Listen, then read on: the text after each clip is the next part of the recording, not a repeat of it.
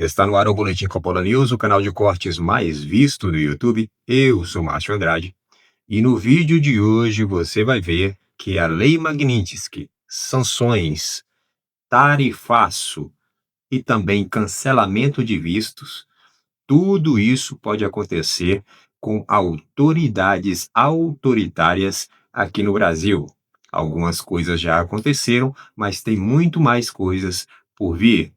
Portanto, se inscreva no canal, deixa o seu comentário e deixa também o seu like.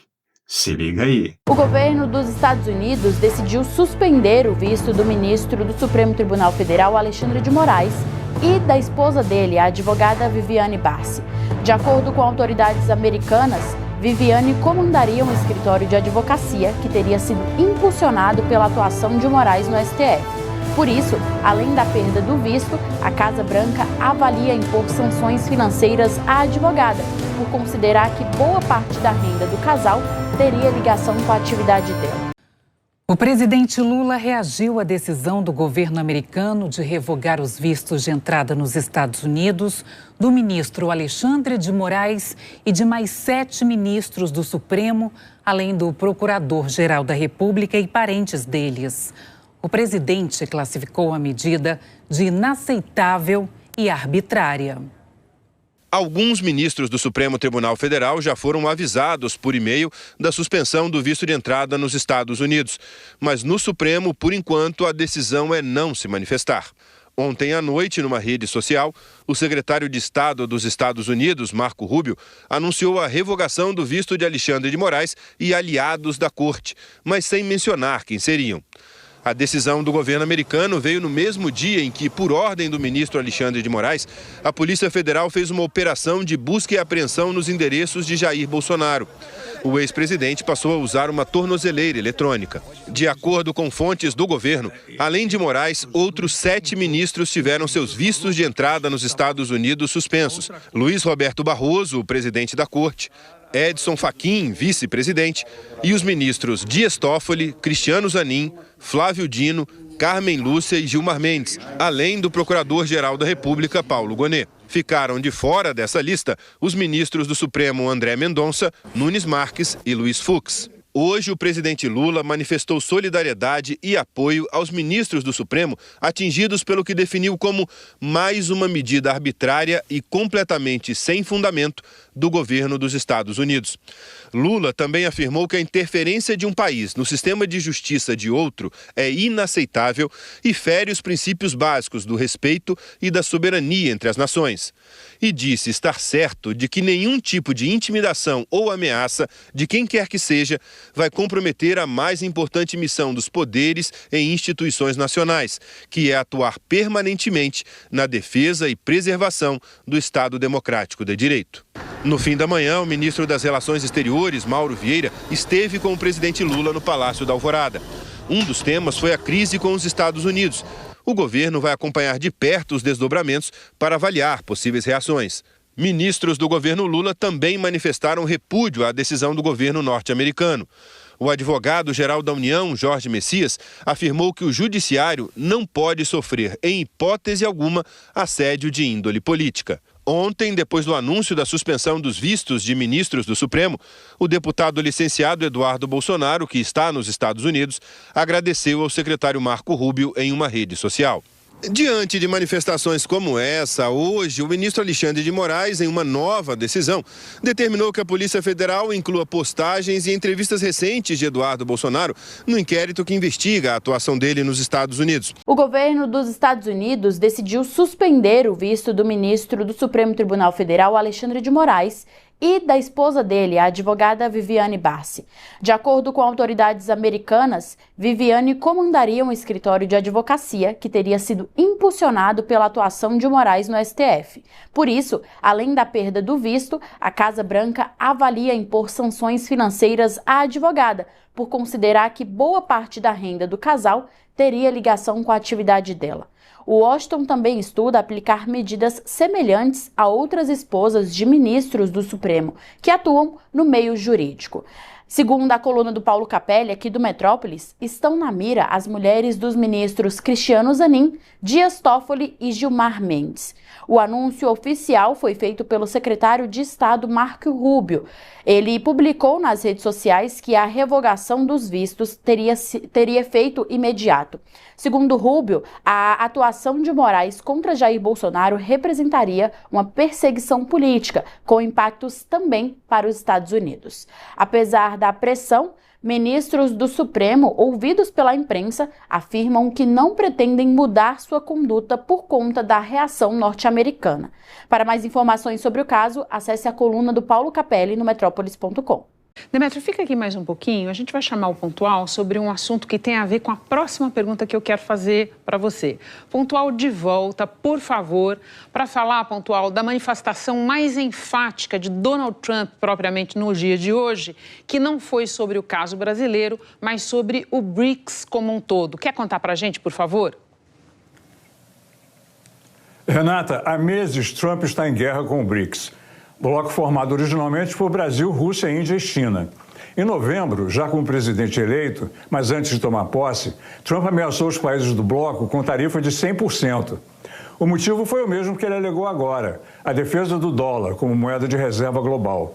Hoje, Trump disse que perder a hegemonia do dólar seria como perder uma guerra mundial. A declaração foi feita durante uma cerimônia de assinatura de uma lei para criar um regime regulatório para as criptomoedas atreladas ao dólar. Foi quando Trump disse que o BRICS deixaria de existir rapidamente. Vamos ouvir. They wanted to try and take over the dollar, the dominance of the dollar and the standard of the dollar. And I said, anybody that's in the BRICS consortium of nations, we're going to tariff you 10%. They didn't want to be tariffed to there. It's amazing. The reserve currency is so important. You know, we lost that would be like losing a world war. I hit them very, very hard. And if they ever really form in a meaningful way, it will end very quickly. A ameaça do presidente americano em tarifar os países do BRICS veio primeiro em um post em sua rede social, quando os países membros estavam reunidos no Rio de Janeiro para o encontro da cúpula do bloco, no início de julho. Trump disse que qualquer país que se alinhasse com as políticas anti-americanas do BRICS seria taxado com uma tarifa adicional de 10%, e que o bloco estava tentando destruir o domínio do dólar, mas que pagariam um alto preço se tentassem. A alternativa ao dólar nas transações comerciais do grupo é uma das prioridades do Brasil dentro do bloco. A Índia, entre os países do BRICS, é o que se opõe frontalmente à ideia de criar uma moeda e desafiar o dólar. O governo do primeiro-ministro Narendra Modi tem deixado isso bem claro. E também não gostaria de ver a moeda chinesa ganhar força. Chamou a atenção o fato de que a reunião da cúpula do BRICS no Rio foi esvaziada pela ausência do líder chinês. Pode ser um sinal de fraqueza do grupo, Renata. Pontual, muito obrigada. Bom descanso para você. Vou voltar com o Demétrio agora, gente, exatamente para falar do BRICS. Demétrio, como a reunião do Rio veio imediatamente antes do anúncio do tarifaço, esses assuntos acabaram um pouco misturados. Eles são diferentes, mas é importante a gente fazer uma interpretação de texto, o que o Trump quer dizer com isso, porque também tem tudo a ver com as pretensões do Brasil em relação ao BRICS, que não parecem muito lastreadas na realidade. Pois é, os dois eventos, a sanção tarifária de Trump e o descontentamento de Trump com os BRICS estão ligados indiretamente. E a principal ligação indireta é a posição que o Brasil tem nos BRICS. Veja, os BRICS nasceram como um bloco menor, mas quando eles cresceram, quando se admitiram vários novos integrantes, os BRICS se tornaram uma articulação liderada pela China. Esse é o ponto de Trump. Não é a questão de uma moeda alternativa ao dólar, porque uma moeda alternativa ao dólar, embora o Brasil fale muito disso, é um sonho de uma noite de verão, pelo menos durante um longo tempo. Os BRICS não têm os meios para criar essa moeda alternativa ao dólar, mesmo que houvesse consenso entre eles. O ponto de Trump, a moeda é o álibi de Trump. O ponto de Trump é atacar a unidade dos BRICS, que é uma unidade liderada pela China, e na qual o Brasil se coloca como um integrante de um bloco que é basicamente anti-ocidental e anti-americano. Existe um elemento dissonante nos BRICS, que é a Índia. A Índia é uma rival geopolítica da China, fez guerras com a China, é uma potência nuclear asiática, e a China é outra potência nuclear asiática, e a Índia é um aliado estratégico dos Estados Unidos.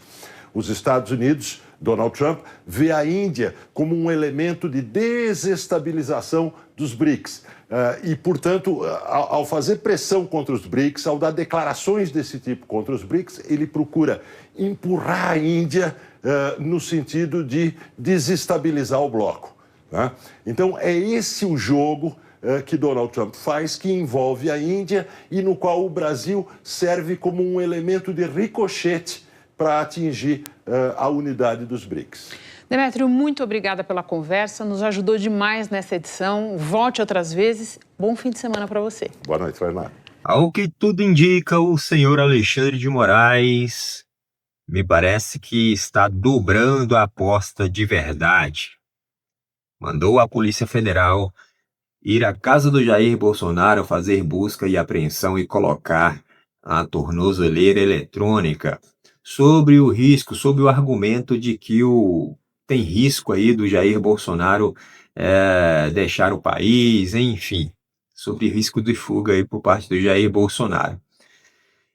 Então, o Alexandre de Moraes resolveu mandar a PF colocar lá uma tornozeleira eletrônica no Jair Bolsonaro. Bom, muito possivelmente isso é uma ofensiva, né? Isso é uma resposta às cartas enviadas lá dos Estados Unidos pelo presidente Donald Trump. O Alexandre de Moraes, ele sempre vai dobrar a aposta. E foi isso que ele fez. Então, as cartas do Trump são cartas muito fortes, taxando o Brasil e defendendo o Bolsonaro e também criticando o Alexandre de Moraes e o STF. Isso é briga de cachorro grande, pelo menos por parte dos Estados Unidos, em comparação ao STF e ao Alexandre de Moraes e ao Brasil em si.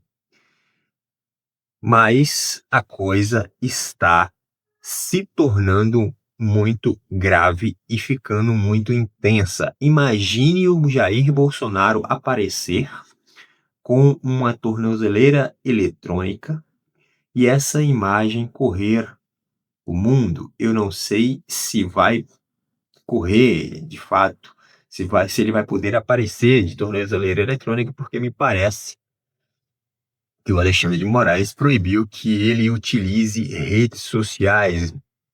Parece que não vai poder dar entrevista, não vai poder falar com embaixadores, enfim, vai ficar restrito, né? A movimentação do Bolsonaro, não vai poder fazer nada. Essa tornozeleira eletrônica é meio que uma prisão preventiva aí, né?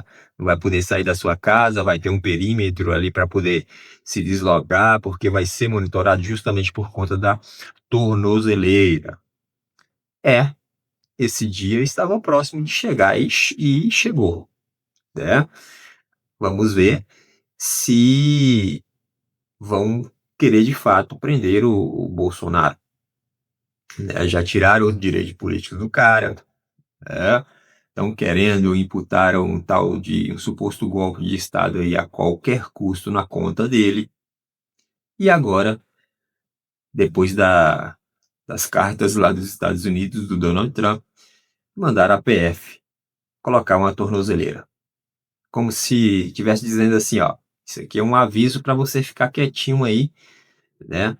E também é um aviso lá para o Laranjão lá dos Estados Unidos. Foi isso que fez o Xandão. Bom, por esse vídeo é isso. Se inscreva no canal, deixa o seu comentário e deixa também o seu like. Até breve.